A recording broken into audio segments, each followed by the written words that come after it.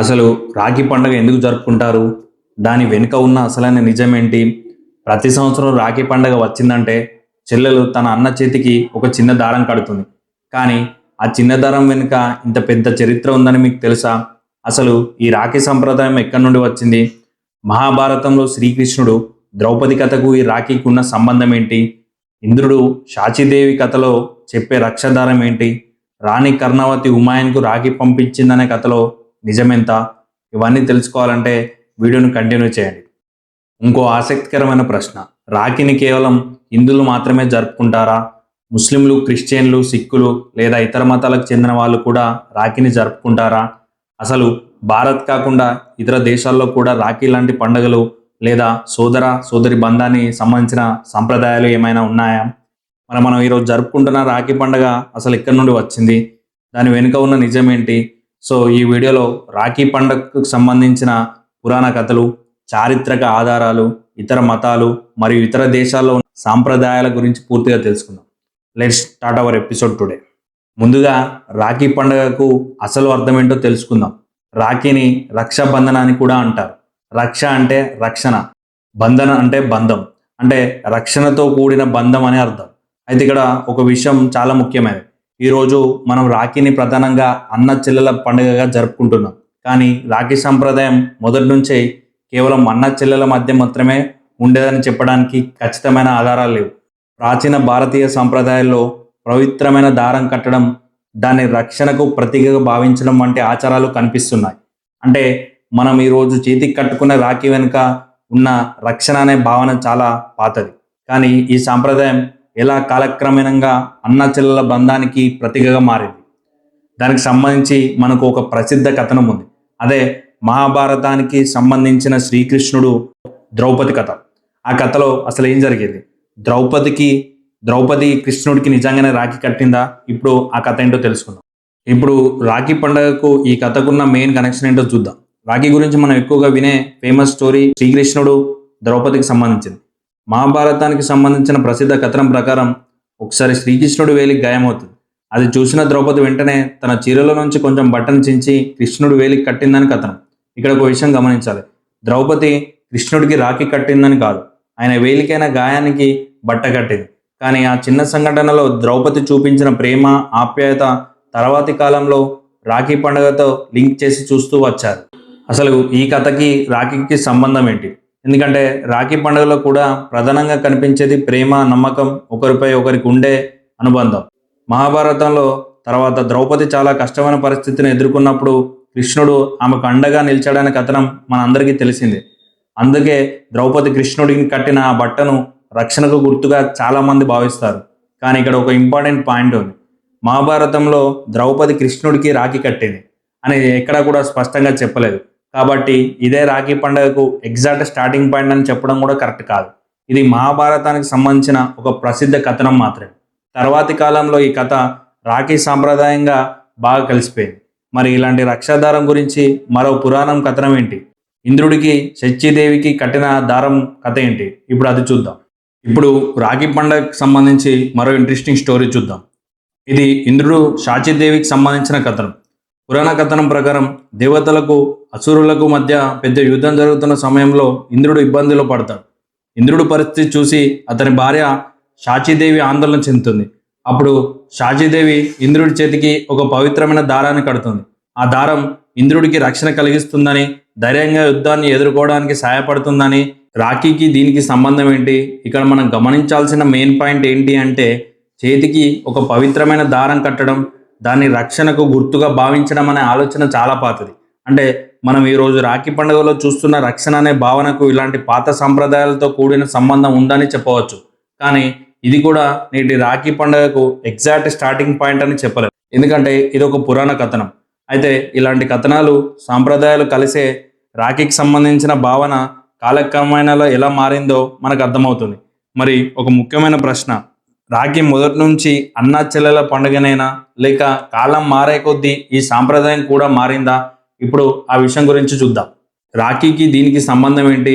ఇక్కడ మనం గమనించాల్సిన మెయిన్ పాయింట్ ఏంటి అంటే, చేతికి ఒక పవిత్రమైన దారం కట్టడం, దాన్ని రక్షణకు గుర్తుగా భావించడం అనే ఆలోచన చాలా పాతది.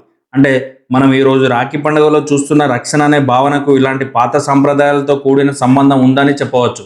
కానీ ఇది కూడా నేటి రాఖీ పండుగకు ఎగ్జాక్ట్ స్టార్టింగ్ పాయింట్ అని చెప్పలేం.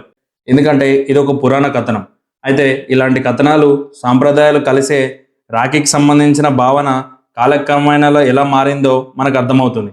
మరి ఒక ముఖ్యమైన ప్రశ్న, రాఖీ మొదటి నుంచి అన్నా చెల్లెల పండుగనైనా లేక కాలం మారే కొద్దీ ఈ సాంప్రదాయం కూడా మారిందా? ఇప్పుడు ఆ విషయం గురించి చూద్దాం. రాఖీ మొదటి నుంచి అన్నా చెల్లెల పండుగేనా? ఇప్పుడు మనం అసలు మెయిన్ పాయింట్ దగ్గరికి వచ్చాం. రాఖీ పండుగ మొదటి నుంచి మనం ఈరోజు జరుపుకున్నట్టే అన్నా చెల్లెల పండుగగా ఉండేదా? అలా అని ఖచ్చితంగా చెప్పలేం. ఎందుకంటే పాత భారతీయ సంప్రదాయాల్లో చేతికి పవిత్రమైన దారం కట్టడం, దాన్ని రక్షణగా గుర్తుగా భావించడం లాంటి ఆచారాలు ఎన్నో కనిపిస్తాయి.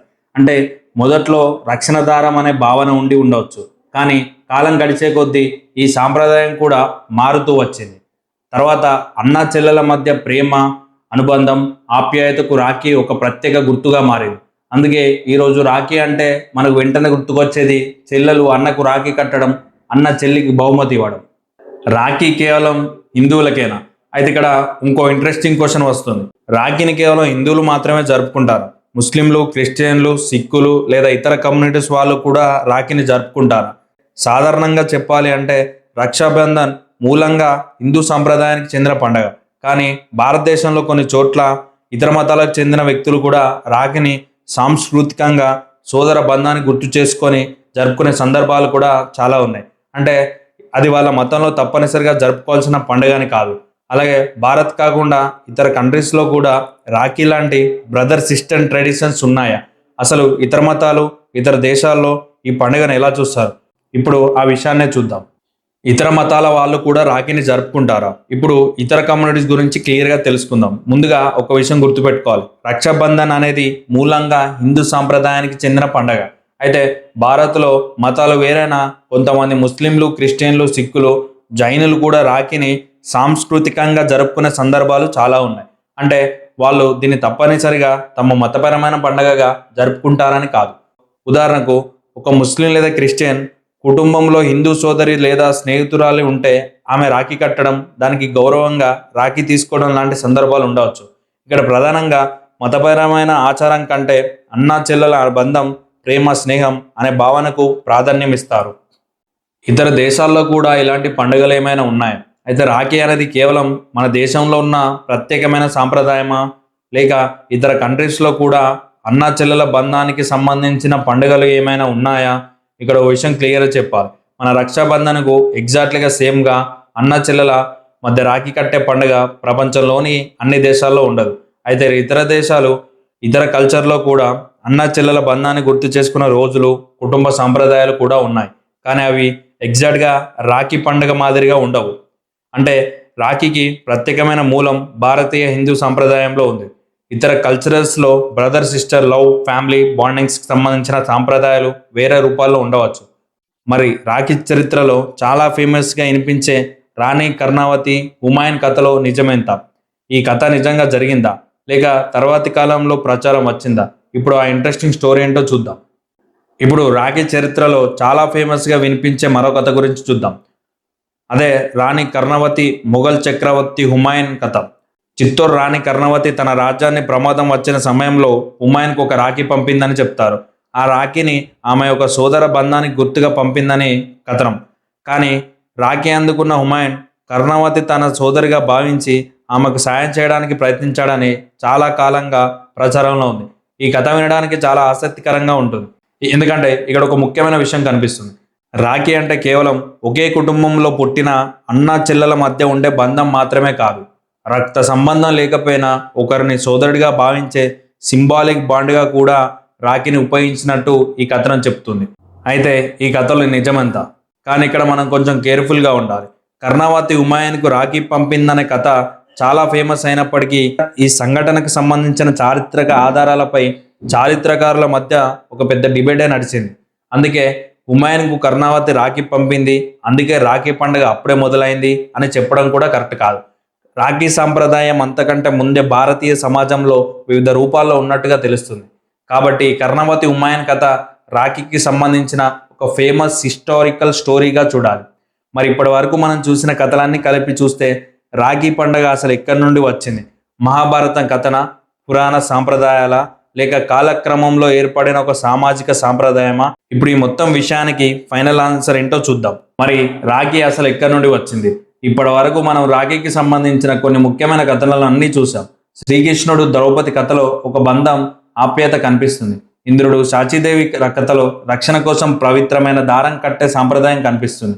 కర్ణావతి హుమాయూన్ కథలో మాత్రం రాఖీని సోదర బంధానికి గుర్తుగా ఉపయోగించినట్టు ఒక ప్రసిద్ధ కథనం ఉంది. కానీ ఇప్పుడు అసలు క్వశ్చన్, వీటిలో ఏది రాఖీ పండుగకు నిజమైన స్టార్టింగ్ పాయింట్? నిజం ఏంటి అంటే, ఒకే ఒక కథను చూపించి ఇదే రాఖీ పండుగ పుట్టుక అని ఖచ్చితంగా చెప్పడం కష్టం. ఎందుకంటే రాఖీకి సంబంధించిన రక్షణ దారం అనే భావన చాలా పాత భారతీయ సాంప్రదాయాల్లో సంబంధం కలిగి ఉంది. కాలం గడిచే కొద్దీ ఆ సాంప్రదాయాలు మారుతూ వచ్చాయి. అలా చివరికి రాఖీ అన్నా చెల్లెల మధ్య ప్రేమ, అనుబంధానికి ప్రత్యేకమైన పండుగగా మారింది. రాఖీ పండుగ వెనుక అసలైన భావన అంటే, రాఖీ పండుగను ఎవరో ఒక వ్యక్తి ఒక రోజు కూర్చొని క్రియేట్ చేసిన పండుగగా చూడడం కంటే చాలా కాలం పాటు వివిధ సాంప్రదాయాలు, కథనాలు, సామాజిక మార్పులతో అభివృద్ధి చెందిన పండుగగా చూడటం సరైనది. ఈరోజు చెల్లెలు అన్న చేతికి రాఖీ కడుతుంది, అన్న చెల్లెలికి బహుమతి ఇస్తాడు. కానీ దీని వెనుక ఉన్న అసలు భావన మాత్రం ప్రేమ, నమ్మకం, ఆప్యాయత, అనుబంధం. అందుకే రాఖీ కేవలం చేతికి కట్టే ఒక దారం కాదు, మనకు ముఖ్యమైన బంధాన్ని గుర్తు చేసే ఒక చిన్న గుర్తు. మరి ఈ పండుగను ఇతర మతాల వాళ్ళు ఎలా చూస్తారు? ఇతర కంట్రీస్లలో ఇలాంటి సాంప్రదాయాలు ఏమైనా ఉన్నాయా? అలాగే రాఖీ పండుగ గురించి మనం ఇప్పటి వరకు విన్న కథల్లో ఏవి పురాణాలు, ఏవి చరిత్ర, ఏవి కేవలం ప్రచారంలో ఉన్న కథలు, ఇవన్నీ కలిపి చివరిగా ఒక క్లియర్ కంక్లూజన్కి వద్దాం. ఇప్పటి వరకు మనం చూసిన మొత్తం విషయాన్ని ఒకసారిగా సింపుల్గా అర్థం చేసుకుందాం. రాఖీ పండుగకు ఒకే ఒక స్టార్టింగ్ పాయింట్ ఉందని ఖచ్చితంగా చెప్పడానికి హిస్టారికల్ ఎవిడెన్స్ ఏదీ లేదు. శ్రీకృష్ణుడు ద్రౌపది కథ మహాభారతానికి సంబంధించిన ఒక ప్రసిద్ధ కథనం. ఇంద్రుడు సాచీదేవి కథ రక్షణ కోసం పవిత్రమైన దారం కట్టే పురాణ కథనం. కర్ణావతి హుమాయూన్ కథ మాత్రం చరిత్రలో ప్రచారంలో ఉన్న ఒక ఫేమస్ స్టోరీ. అయితే దాని వివరాలపై చరిత్రకారుల మధ్య చర్చ ఉంది. అందుకే రాఖీ పండుగకు అసలు పుట్టుక అని ఈ కథల్లో ఏ ఒక్కదాన్ని ఖచ్చితంగా చెప్పడం కరెక్ట్ కాదు. రాఖీ సంప్రదాయం చాలా కాలంగా వస్తున్న వివిధ ఆచారాలు, కథనాలు, సామాజిక మార్పులతో కాలక్రమంలో అభివృద్ధి చెందవచ్చని చెప్పవచ్చు. రాఖీ పండుగ మూలంగా భారతీయ హిందూ సాంప్రదాయానికి చెందిన పండుగ. తర్వాతి కాలంలో ఇది అన్నా చెల్లెల ప్రేమ, అనుబంధానికి ఒక ప్రత్యేక గుర్తుగా మారింది. ఇతర మతాలకు చెందిన కొంతమంది కూడా రాఖీని సాంస్కృతికంగా లేదా బంధానికి గుర్తుగా జరుపుకోవచ్చు. కానీ రక్షాబంధన్ అన్ని మతాల్లో ఉండే మతపరమైన పండుగ అని మాత్రం చెప్పలేం. అలాగే ఇతర కంట్రీస్లో అన్నా చెల్లెల బంధాన్ని గుర్తు చేసుకొని కొన్ని ట్రెడిషన్స్ ఉన్నాయి. కానీ అవన్నీ మన రాఖీ పండుగకు ఎగ్జాక్ట్లీగా సేమ్ అని చెప్పడం కూడా సరైనది కాదు. చివరగా చేతికి కట్టే ఆ చిన్న రాఖీ చూడటానికి చిన్నదే కావచ్చు, కానీ దాని వెనుక ఉన్న ప్రేమ, ఆప్యాయత, అనుబంధం మాత్రం చాలా పెద్దది. అందుకే రాఖీ కేవలం ఒక దారమే కాదు, మనకు ముఖ్యంగా బంధాన్ని గుర్తు చేసే ఒక చిన్న గుర్తు. ఈ వీడియో మీకు నచ్చినట్లయితే లైక్ చేయండి, షేర్ చేయండి. ఇలాంటి ఆసక్తికరమైన చరిత్ర, సాంప్రదాయాల గురించి మరిన్ని వీడియోల కోసం మన ఛానల్ని ఇప్పుడే సబ్స్క్రైబ్ చేసి పెట్టుకోండి. హ్యాపీ రక్షాబంధన్. జై హింద్.